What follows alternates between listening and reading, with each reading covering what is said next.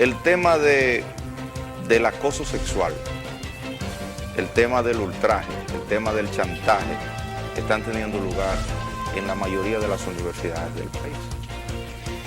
Y es lamentable que las autoridades, quizás sin proponérselo, no se han dado cuenta que estas cosas hay que ponerle el frente. No solo en contra de profesores depravados, sino también en contra de rectorías y vicerrectorías que se hacen del oído sordo con relación a este tipo de problemas. Y cada vez que un estudiante tiene el atrevimiento de denunciar que un determinado profesor o le está vendiendo un examen, o le está pidiendo a la muchacha que tiene que acostarse con él para poder pasarle el examen o la materia, o le está de algún modo pidiendo dinero para poder pasar la materia, el estudiante no tiene dónde ir a quejarse. Y cuando el estudiante acude a sus autoridades y a su superior inmediato del profesor, lo que encuentra es que ese superior inmediato llama al profesor a la atención, entonces de allá para que el profesor viene contra el estudiante. El estudiante termina repitiendo la materia y consigue entonces que los demás que la pasaron sobre la base del esquema de corrupción que planteó el profesor, le digan, viste que fuiste un estúpido, nosotros pasamos y tú te quedaste. ¿Por qué? Porque él denunció al profesor.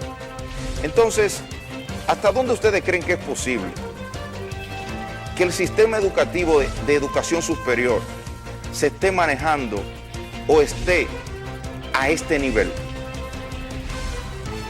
Ya está bien para que eso suceda y todos nos quedemos de brazos cruzados. Hay que tomar una decisión en eso. He venido analizando durante la pasada semana cómo se manejan ese tipo de casos en los países de la región. Y vi el caso particular de Chile.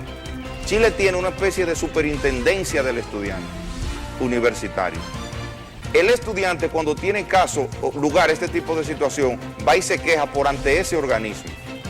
Entonces, en ese organismo llaman la atención, no a través de rectoría, buscan la forma de interpelar a ese profesor para comprobar que la denuncia del estudiante tiene la certidumbre necesaria y entonces proceder judicialmente sobre él, porque esos son casos que allí adquieren la categoría del tipo penal. Eso no es una denuncia civil. El acoso, además de acoso, es un abuso normalmente. Entonces ya está bien para que muchísimos profesores estén vendiendo exámenes, para que muchísimos profesores estén abusando de estudiantes que las ven indefensas porque hay estudiantes que desde que el profesor se le acerca con ese tipo de chantaje, de una vez le ponen un freno. Pero hay otras que las ven indefensas, entonces van sobre ella con un planteamiento de este tipo. La muchacha se siente en un estado de represión en cuanto a lo que tiene que hacer y bueno, finalmente termina cediendo. Y sobre ese antro de corrupción y de sexualidad obligatoria y todo ese tipo de cosas, se va desenvolviendo en gran medida parte importante de la educación superior de este país. El Ministerio de Educación Superior debe abrir un espacio de denuncia de los estudiantes en las universidades. Es nuestra propuesta que abra una oficina para recibir la denuncia de los estudiantes sobre este tipo de chantaje. Y al igual, también hay que ser responsable.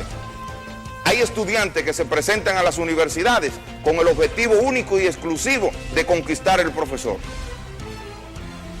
Y sobre la base de esa conquista, pasar la materia.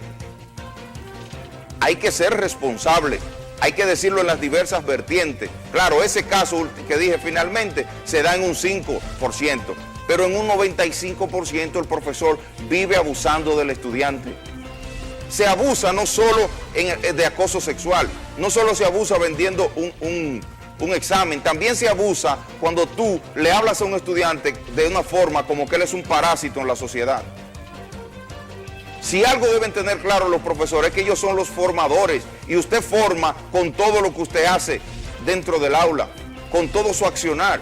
Si usted lo que se dedica a cuestionar al estudiante porque, que el estudiante de algún modo llegó tarde. Bueno, usted le pide una explicación, se la dio, perfecto. Si lo vuelve a hacer, ya usted puede castigarlo, pero usted no puede, bajo ninguna circunstancia, tomar al estudiante como que es un parásito.